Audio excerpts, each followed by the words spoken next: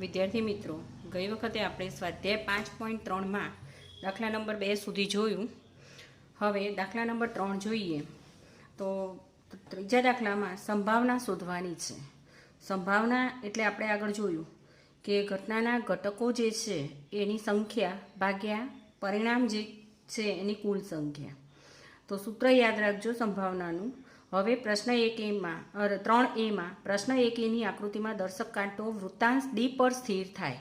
તો વિદ્યાર્થી મિત્રો, અહીંયા જે આ આપ્યું છે ચક્ર, એની અંદર ડી એક જ છે અને 1 2 3 4 અને 5 ભાગ છે. બરાબર? તો 5 વૃત્તાંશ છે અહીંયા. તો દાખલો ગણીએ આપણે કે દર્શક કાંટો ફરતા ચક્ર પર કુલ વૃત્તાંશની સંખ્યા કેટલી છે? 5. ડી વૃત્તાંશ દર્શાવતો માત્ર એક જ વૃત્તાંશ છે, એટલે કે શક્ય પરિણામ કેટલું છે? 1. ડી વાળો એક જ ભાગ છે. અહીંયા આકૃતિ જોઈએ તો ડી વાળો એક જ છે, માટે વૃત્તાંશની સંખ્યા એક જ થશે. ત્યાં અહીંયા કુલ પરિણામની સંખ્યા એટલે કે કુલ વૃત્તાંશ કેટલા છે? 5 છે. તો કુલ પરિણામની સંખ્યા 5. તો દર્શક કાંટો વૃત્તાંશ ડી પર સ્થિર થાય તેની સંભાવના શોધીએ. તો સંભાવનાનું સૂત્ર કે શક્ય પરિણામ ભાગ્યા પરિણામની કુલ સંખ્યા, અથવા ઘટનાના ઘટકોની સંખ્યા ભાગ્યા પ્રયત્નોની કુલ સંખ્યા, કોઈ પણ સૂત્ર ચાલે. હવે અહીંયા શક્ય પરિણામ કેટલું છે? 1. ડી આવે એની શક્યતા એક જ છે, ભાગ્યા કુલ વૃત્તાંશ 5 છે, એટલે 1/5. તો આ એની સંભાવના થઈ. બીજામાં છે કે સારી રીતે ચીપેલા 52 પાનાની જોડમાંથી એક પાનું યાદચ્છિક રીતે પસંદ કરીએ અને તે એક્કો હોય. તો વિદ્યાર્થી મિત્રો, 52 પત્તાના જે જોડ છે જેમાં કુલ એક્કાની સંખ્યા કેટલી હોય છે? 4. પત્તાની કુલ સંખ્યા કેટલી છે? 52. એકો મળવાના કુલ શક્ય પરિણામો 4. પત્તા એકાની સંખ્યા 4 છે, એટલે એકો મળવાના શક્ય પરિણામો 4 આવે. તો એકો મળવાની સંભાવના બરાબર, સૂત્ર અહીંયા મેં નથી લખ્યું, લખવું હોય તો લખી શકાય કે શક્ય પરિણામ ભાગ્યા પરિણામની કુલ સંખ્યા, છેદ એટલે કે શક્ય પરિણામો 4 છે, 4 છેદમાં કુલ પરિણામ 52 છે, એટલે 52. 13 ચોક 52 એટલે કેટલા આવશે? 1/13. હવે સીમાં છે કે અહીંયા તમને આપ્યું છે કે એની અંદર લાલ સફરજન મળવાની શક્યતા શોધવાની છે.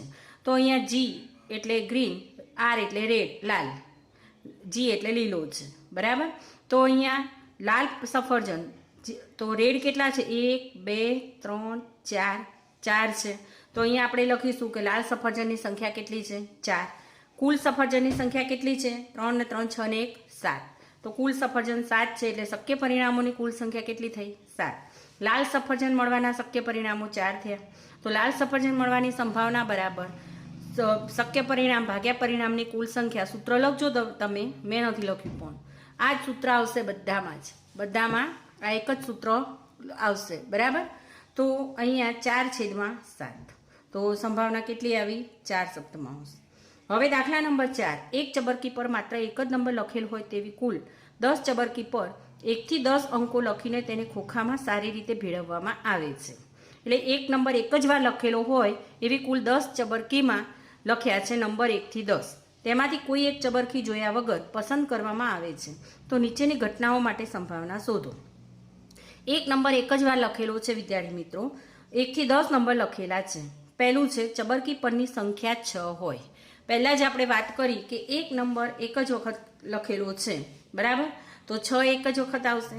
તો અહીંયા આપણે લખીએ કે ચબરકી, દાખલા નંબર 4 ગણીએ તો અહીંયા જુઓ કે ચબરકીની કુલ સંખ્યા બરાબર 10 છે. એક વખત એક જ ચબરકી પસંદ કરવાની છે. હવે કુલ 10 છે, એટલે કુલ શક્ય પરિણામોની સંખ્યા કેટલી થઈ? 10. હવે અહીંયા આપણને કીધું છે કે ચબરકી પરની સંખ્યા 6 હોય. તો 6 કેટલી વાર આવશે વિદ્યાર્થી મિત્રો? ચબરકી પર આપણે લખીએ છીએ તો 6 કેટલી વાર આવશે? એક જ વાર, કારણ કે એક નંબર એક જ વાર લખવાનો છે. તો અહીંયા આપણે કરીએ કે ચબરકી પરની સંખ્યા 6 હોય. 6 લખેલી ચબરકી એક જ વખત મળે, એટલે શક્ય પરિણામ કેટલું આવશે? 1. ચબરકી પરની સંખ્યા 6 હોય તેની સંભાવના, તો સૂત્ર નથી લખ્યું મેં, તમે લખજો કે શક્ય પરિણામ ભાગ્યા પરિણામોની કુલ સંખ્યા, તો 1/10.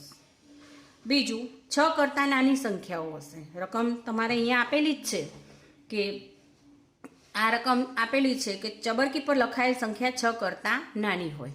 6 કરતાં નાની હોય એવી સંખ્યા, તો અહીંયા કેટલી? 1 2 3 4 અને 5. 6 કરતાં નાની સંખ્યાઓ થઈ. તો આ કુલ કેટલી સંખ્યાઓ થઈ? 5. તો શક્ય પરિણામો 5.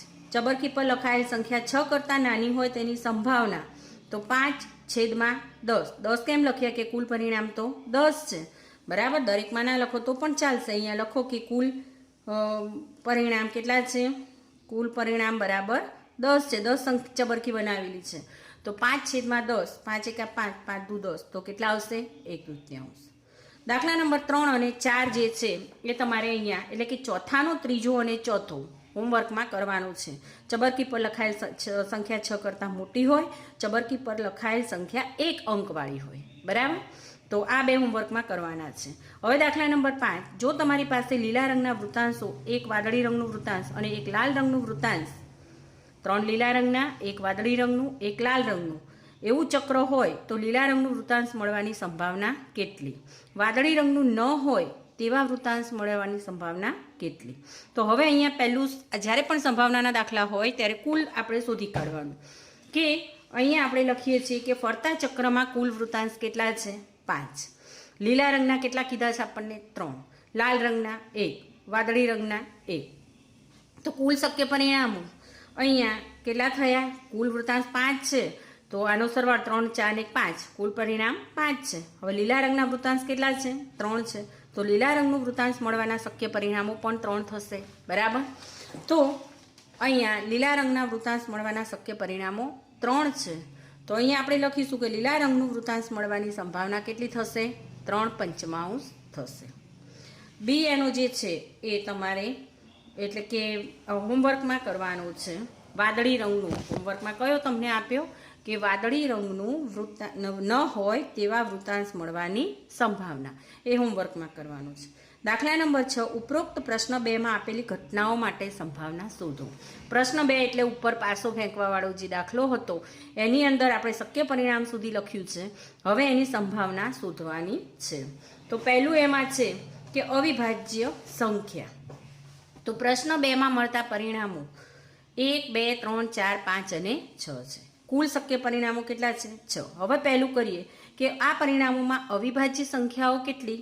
અવિભાજ્ય એટલે વિદ્યાર્થી મિત્રો આપણે ભણી ગયા છીએ કે જેના અવયવો એ સંખ્યા 1 અને સંખ્યા પોતે એ 2 જ હોય એ સંખ્યાઓ અવિભાજ્ય સંખ્યાઓ કહેવાય. તો 2, 3 અને 5 એ અવિભાજ્ય સંખ્યાઓ કહેવાશે. હવે અવિભાજ્ય સંખ્યા મળવાના શક્ય પરિણામો તો કુલ કેટલી થઈ? 1, 2 ને 3 સંખ્યા થઈ. તો શક્ય પરિણામ કેટલા થયા? 3. કુલ પરિણામો કેટલા છે આપણી પાસે? 6 છે.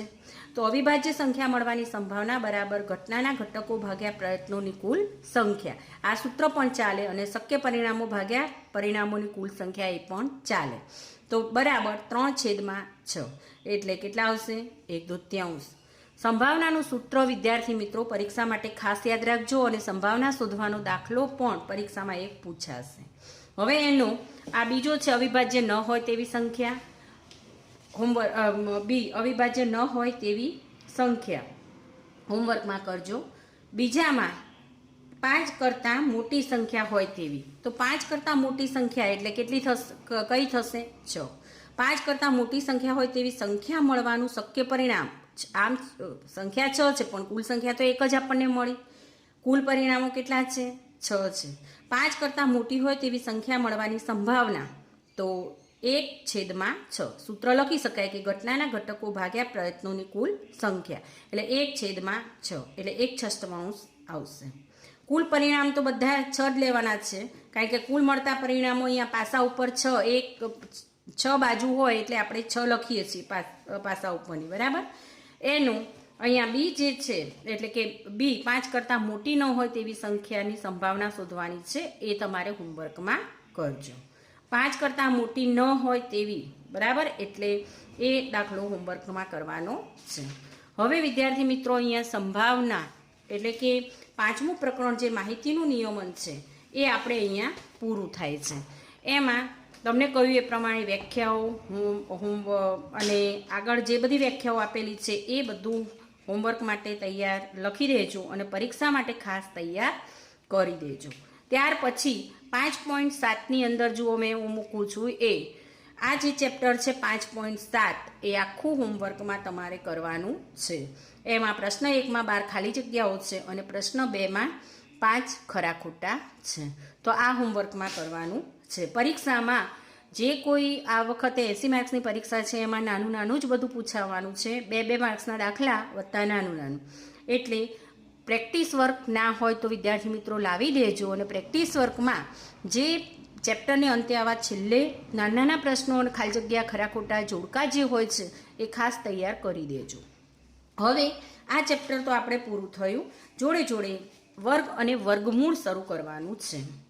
તો વર્ગ અને વર્ગમૂળ શરૂ કરીએ આપણે ચેપ્ટર 6, વર્ગ અને વર્ગમૂળ. એક જ ચેપ્ટરની અંદર એક જ વિડીયોની અંદર બીજું ચેપ્ટર પણ શરૂ કરું છું, બરાબર. વર્ગ અને વર્ગમૂળ. તો વર્ગ કોને કહેવાય? તો કોઈ એક સંખ્યાને લઈ ફરી એ જ સંખ્યા સાથે ગુણાકાર સ્વરૂપે જ્યારે લખીએ છીએ ત્યારે એનો વર્ગ કર્યો કહેવાય. દાખલા તરીકે 1 છે તો 1 ગુણ્યા 1 એટલે 1 જ આવશે, જે 1નો વર્ગ કહેવાશે, એ વર્ગ કહેવાય. તો કોઈ એક સંખ્યા, દાખલા તરીકે 4 લઉં છું તો 4 ગુણ્યા 4 કરું તો 4નો વર્ગ થયો, જે 16 થશે. તો 1, 4, 9, 16, 25 વગેરે સંખ્યાઓને વર્ગ તરીકે આપણે ઓળખીએ છીએ. ડિટેલમાં જોઈએ તો વિદ્યાર્થી મિત્રો અહીંયા તમને કરાવું કે વર્ગ સંખ્યા જે છે, એટલે કે જે સંખ્યાઓ અહીંયા પૂર્ણવર્ગ સંખ્યાઓ કોને કહેવાય? તો વર્ગ, દાખલા તરીકે 1 ગુણ્યા 1 એટલે 1 થયું, 2 ગુણ્યા 2 એટલે 4 થયું, 3 ગુણ્યા 3 એટલે 9 થયું, 4 ગુણ્યા 4 એટલે 16, 5 ગુણ્યા 5 એટલે કે 5નો વર્ગ 25, 6 ગુણ્યા 6 એટલે 6નો વર્ગ 36. આ રીતે કરતાં અહીંયા 20 સુધી, અને બાજુના કોષ્ટક 1ની અંદર તમને અહીંયા 50 સુધી આપેલું છે.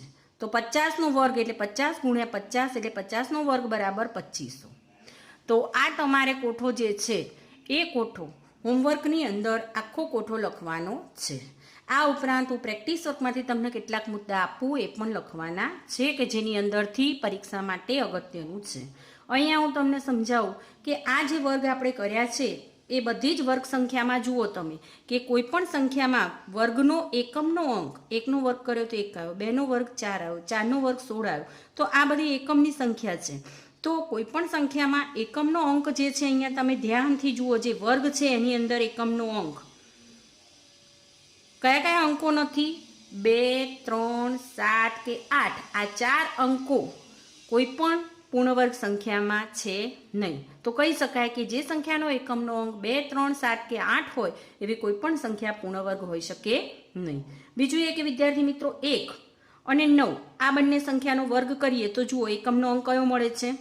આ 1 છે તો 1નો 1 મળ્યો, 9નો કરીશું તો એકમનો અંક 1 મળ્યો છે. તો 1 અને 9નો વર્ગ કરીએ તો એકમનો અંક 1 જ મળશે. એ જ રીતે આપણે જોઈએ તો 2 અને 8 આનો વર્ગ કરીશું તો એકમનો અંક કયો મળશે? 4 મળશે. 4 અને 6 આનો વર્ગ કરીશું તો એકમનો અંક કયો મળશે? 6 મળશે. 5નો વર્ગ કરીએ તો એકમનો અંક 5 મળશે. 3નો વર્ગ કરીએ તો 3 અને 7 એનો વર્ગ કરીશું તો એકમનો અંક કયો મળશે? 9 મળશે, બરાબર. તો આ શૂન્યનો એકમનો અંક શૂન્ય હોય ને એનો વર્ગ કરીશું તો 2 આંકડા, છેલ્લા 2 આંકડા શૂન્ય મળશે. જો 2 આંકડા શૂન્ય હોય ને એનો વર્ગ કરીશું તો છેલ્લા 4 આંકડા શૂન્ય મળશે. તો આ બધું વર્ગ માટે તમારે યાદ રાખવાનું છે. તો આ એક કોષ્ટક તમારે લખવાનું છે, અને સાથે સાથે અહીંયા તમને હું પ્રેક્ટિસ વર્કની અંદર 6થા ચેપ્ટરની અંદર હું આપું છું. જો ના હોય તો આ વિડીયોમાંથી તમે લખી દેજો પ્રેક્ટિસ વર્ક, અને પરંતુ ના હોય તો પ્રેક્ટિસ વર્ક લાવો તો વધુ સારું. તો આ બધા જ મુદ્દા, અહીંયા સંખ્યાનો વર્ગ, પૂર્ણવર્ગ, આ બધા જ મુદ્દા તમારે પ્રેક્ટિસ વર્કમાંથી લખવાના છે, બરાબર. ના હોય તો આ રીતે વિડીયોમાંથી તમે લખી શકો છો, બરાબર. હવે આ મુદ્દા પણ તમારે લખવાના છે. આ બધા જ મુદ્દા પ્રેક્ટિસ વર્કમાંથી લખવાના છે, આટલા, જેની અંદરથી નાના નાના બધા જ પ્રશ્નો અને સ્વાધ્યાયને લગતું પણ બધું વસ્તુ આવી જાય છે. તો આટલા મુદ્દા તમારે લખવાના છે જે મેં સમજાવ્યા તે. હવે આગળ વિદ્યાર્થી મિત્રો જોવાનું છે કે આ ચેપ્ટર જે છે જેની અંદર આગળ આપણે જોવાનું છે કે કેટલાક રસપ્રદ કે 2 પૂર્ણવર્ગ અહીંયા હું લખ્યા જ છે મેં ચોપડામાં. ચલો તો એમાંથી જ બતાવી દઉં તમને કે અહીંયા વર્ગ અને વર્ગમૂળની અંદર આપણે 2 વસ્તુ એટલું જોવાનું છે કે અહીંયા દાખલા તરીકે બે વર્ગની સંખ્યા છે, પૂર્ણ વર્ગ સંખ્યા, તો એની અંદર n² અને n+1 સ્ક્વેર વચ્ચે n² અને n+1 સ્ક્વેર વચ્ચે પૂર્ણ વર્ગ ન હોય તેવી સંખ્યાઓ 2n હોય. બરાબર.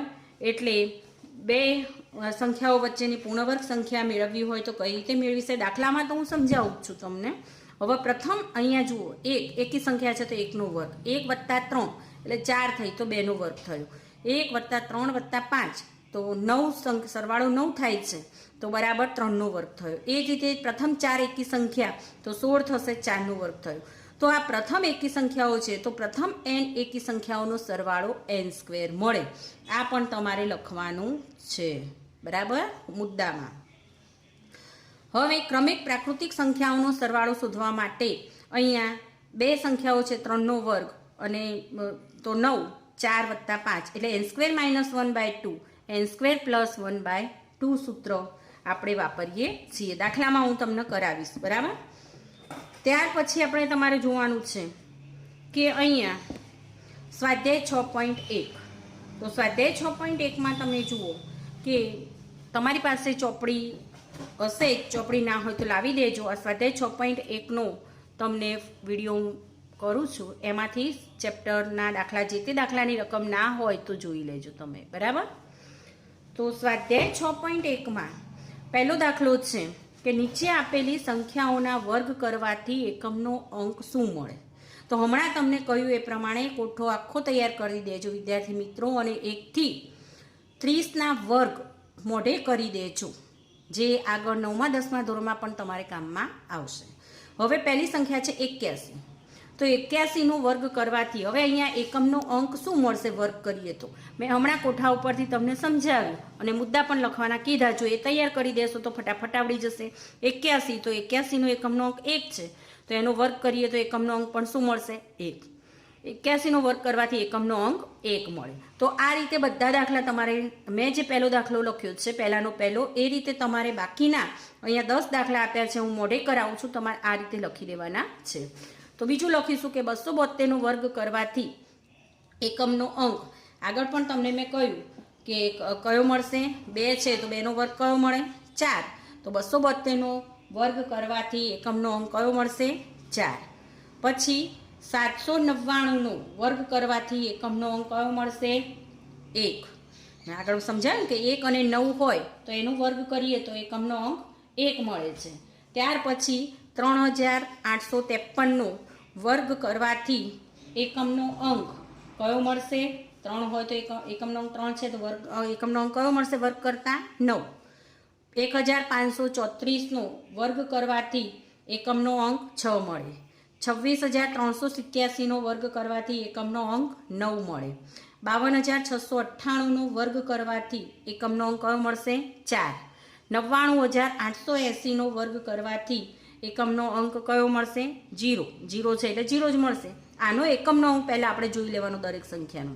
12796નો એકમનો અંક 6 છે, જેનો વર્ગ કરવાથી એકમનો અંક કયો મળશે? 6.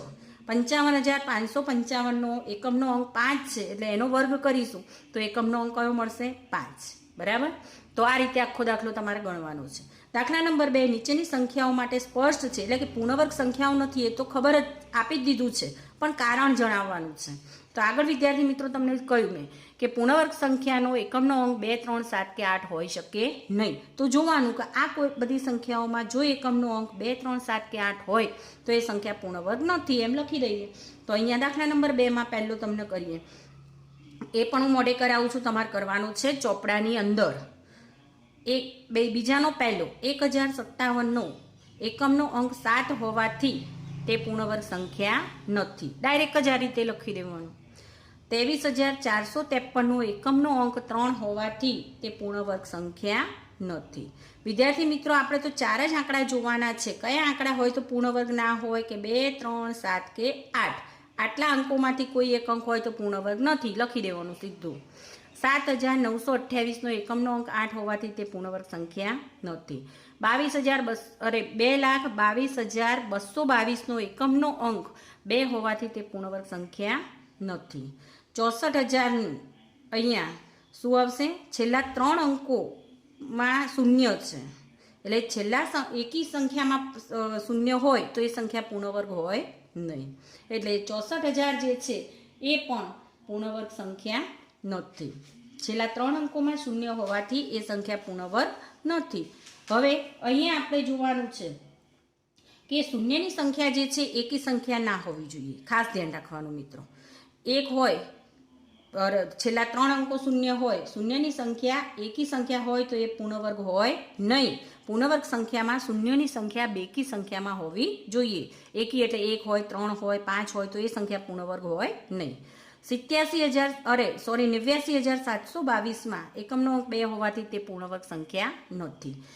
2,22,000માં છેલ્લા 3 અંકો શૂન્ય હોવાથી પૂર્ણવર્ગ સંખ્યા નથી. એ જ રીતે આમાં છેલ્લા 1 અંક શૂન્ય હોવાથી તે પૂર્ણવર્ગ સંખ્યા નથી. હવે વિદ્યાર્થી મિત્રો દાખલા નંબર 3. નીચેની સંખ્યાઓમાંથી કઈ સંખ્યાનો વર્ગ કરતાં મળતી સંખ્યા એકી હશે? તો એક મુદ્દો ધ્યાનમાં રાખવાનો કે કોઈ એકી સંખ્યા છે તેનો વર્ગ કરીએ વિદ્યાર્થી મિત્રો તો એકી સંખ્યા મળે, અને બેકી સંખ્યા હોય ને એનો વર્ગ કરીએ તો બેકી સંખ્યા મળે. એકી સંખ્યાનો વર્ગ કરતાં હંમેશા એકી સંખ્યા જ મળે. તો અહીંયા આપણે લખીએ કે 431 એ એકી સંખ્યા છે, માટે તેનો વર્ગ કરતાં મળતી સંખ્યા એકી હશે. બરાબર? તો અહીંયા તમને લખી દેજો આ રીતે કે 431 એકી સંખ્યા છે. એકી સંખ્યાનો વર્ગ કરવાથી મળતી સંખ્યા એકી હોય, માટે 431નો વર્ગ કરવાથી મળતી સંખ્યા એકી હોય. એ જ રીતે 2826 એ બેકી સંખ્યા છે. બેકી સંખ્યાનો વર્ગ કરવાથી મળતી સંખ્યા બેકી હોય, માટે 2826નો વર્ગ કરવાથી મળતી સંખ્યા બેકી હોય. હવે એના 3 અને 4 આ રીતે તમારે કરવાના છે. આ એકી સંખ્યા છે તો એકી મળશે, આ બેકી સંખ્યા છે તો બેકી. બરાબર? તો હવે દાખલા નંબર 4. નીચેની પેટર્નમાંથી ખૂટતી સંખ્યા લખવાની છે. હવે જુઓ વિદ્યાર્થી મિત્રો, મજા આવે એવા દાખલા છે. 11નો વર્ગ તો 121 છે. 101નો વર્ગ છે તો અહીંયા જુઓ 101માં 10, 20 અને 1 આપેલું છે. એટલે 121 તો છે જ, વચ્ચે એક જીરો મૂક્યો છે. બરાબર? પછી 1001નો વર્ગ તો અહીંયા 100 છે. આ જોવાનું, અહીંયા જુઓ હતું આ 1 હતું તો 1, 2, 1, 10 હતું તો 10, 20, 1, 100 હતું તો 100, 201. પછી 10,000 છે તો અહીંયા આપણે આ 10,000 પછી 1 તો છે જ તો 10,000, 20,000, 1. પછી આ એકડા જ છે બધા. હવે અહીંયા આપણે જોઈશું તો શું થશે? એકમ, દશક, 100, 1000, 10,000, લાખ, 10 લાખ. આ એકડો તો છે જ તો 10 લાખ, પછી 20 લાખ અને પછી 1. તો આ રીતે તમે કરી શકો છો. દાખલા નંબર 5માં પણ પેટર્નમાં ખૂટતી સંખ્યાઓ જણાવવાની છે. તો 11નો વર્ગ 121, 101નો વર્ગ તો 10, 20, 1 આપેલો છે. બરાબર? હવે 10, 1નો વર્ગ આપ્યો છે તો 10, 20, 30, 20, 1. જો ખબર ના પડે તો વિદ્યાર્થી મિત્રો આ સાઈડથી કરવાનું કે અહીંયા 10, 20, 10 ઊંધેથી આ 10 થયા, આ 20 થયા અને 3 વચ્ચે 1, 2, 3 એકડા છે તો 3 વચ્ચે. અહીંયા 1, 2, 3, 4 એકડા છે તો 4 વચ્ચે. બાકી 3, 10 છે તો 10, 20, 30, 10, 20, 30. અહીંયા 1, 2, 3, 4, 5 એકડા છે તો વચ્ચે 5 લખવાનું અને પછી 10, 20, 30, 40. આ બાજુ 10, 20, 30, 40 વચ્ચે 5. બરાબર? તો આ જોઈ લેજો. હવે દાખલા નંબર 6. નીચેની રીત મુજબ ખૂટતી સંખ્યાઓ શોધો. તો જેની અંદર 1નો વર્ગ વત્તા 2નો વર્ગ વત્તા 2નો વર્ગ બરાબર 3નો વર્ગ તમને આપ્યું છે. તો આ બંને તો આપેલું જ છે. 2નો વર્ગ વત્તા 3નો વર્ગ વત્તા 6નો વર્ગ બરાબર 7નો વર્ગ રકમ આપેલી છે. અહીંયા તમારે શોધવાનું છે. એ જ રીતે આ ત્રીજી સંખ્યા પણ આપેલી છે. ચોથી સંખ્યામાં તો આ બધી સંખ્યાનું અવલોકન કરો તો વિદ્યાર્થી મિત્રો શું થાય? પહેલી બે સંખ્યાનો ગુણાકાર 1 ગુણ્યા 2, 1 દુ 2 પછી 3, 2 ગુણ્યા 3 એટલે 2 તરી 6, 6 પછી 7. બરાબર? એ રીતે 3 ચોક 12, 12 પછી 13. તો આ રીતે ખાલી જગ્યામાં અહીંયા લખવું હોય તો 4 પંચા 20 અને 20 પછી 21, 5 6 30. બરાબર? આ ખાલી જગ્યા આપેલી છે તો 30 ક્યારે થાય? 5 ને 6 વડે ગુણીએ તો 5 6 30 બરાબર 31, 30 પછી 31, 6 સીતા 42. ખાલી જગ્યામાં મૂકી શકીએ ને આપણે એ રીતે. 6 આ પહેલી બે સંખ્યાનો ગુણાકાર કરવાનો છે, એકલી સંખ્યાનો વર્ગ સાથે નહીં એકલો. 6 સીતા 42 અને પછી 43. તો આ રીતે આ દાખલો કરી શકીએ છીએ. હવે દાખલા નંબર 7.